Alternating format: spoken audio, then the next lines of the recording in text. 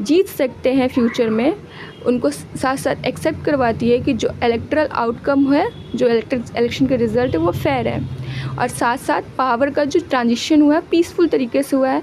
और यही एक हेल्दीएस्ट अचीवमेंट है किसी भी इलेक्टरल यानी कि इलेक्शंस के इलेक्टरल डेमोक्रेसी का कंपटीशन और कंटेस्टेंट्स डिफरेंट आइडियोलॉजीज़ को इनेबल करते हैं और साथ साथ डिफरेंट सोशल क्लासेस को मौका देते हैं फ्लरिश करने का। गोइंग बाय, अगर हम इकोनॉमिक लॉजिक से जाए तो कंपटीशन ही एफिशिएंसी को ब्रीड करता है, यानी कि बिना कंपटीशन के एफिशिएंसी आप एफिशिएंट नहीं हो सकते हो। इट वुड बी, ये रीज़नेबल होगा एक्सपेक्ट करना कि जो पॉलिटिकल पार्टीज़ है अपनी पॉलिसी को तभी रिफाइन करती है जब उनके अपोनेंट्स हमेशा फेलियर्स को उनको हाईलाइट करने के लिए हमेशा तत्पर रहते हैं। तो ये कह रहा है कि अपोनेंट्स का होना बहुत ही इम्पॉर्टेंट है किसी भी डेमोक्रेसी के लिए, और वो बहुत वेरी स्पिरिट होते हैं पॉलिटिकल पार्टीज़।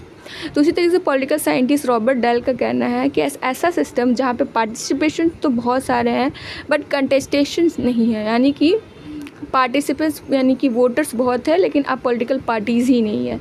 तो ऐसी सिस्टम को कहते हैं प्लेबिसिटरी ऑटोक्रेसी, यानी कि इसकी जगह पर ट्रू डेमोक्रेसी ना हो तो ये सिस्टम रखा है जहाँ पे आप डायरेक्ट डेमोक्रेसी कराते हो, ना ही कोई कांग्रेस करते हो, ना ही कांग्रेस और ना ही पार्लियामेंट के थ्रू आप किसी भी डिसीजन तक जाते हो। आप डायरेक्ट जनता से किसी भी डिसीजन पे यस और नो के थ्रू आते हो, तो इसी को प्लेबिसिटरी डेमोक्रेसी कहते हैं। हालांकि कंपटीशन जो है प्रीसपोज करता है ये कि पूर्ण अवधारित करता है कि जो लेवल है playing field and neutral referee, level playing field और जो न्यूट्रल रेफरी है, ये दोनों ही बहुत ज़रूरी है।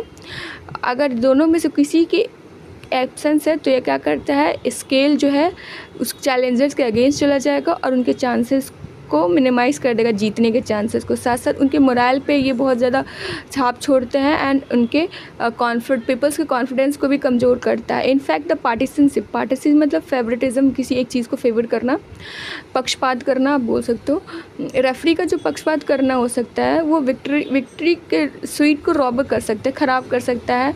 अगर आप डिज़र्व करते हो फिर भी हो सकता है आप सीडेड आए, आप अच्छा खेले हो सकता है आपने बेटर अपोनेंट से अच्छा खेले हो, स्पेक्टेटर्स ने एंजॉय भी किया, सपोर्ट भी आपके पास है और आप डिज़र्व भी करते हो। लेकिन अगर रेफरी पार्शियल होता है, पक्षपात करता है, तो आपका जो जीत है वो एक टेंटेड हो जाएगा, मतलब उस पर एक धब्बा लग जाएगा।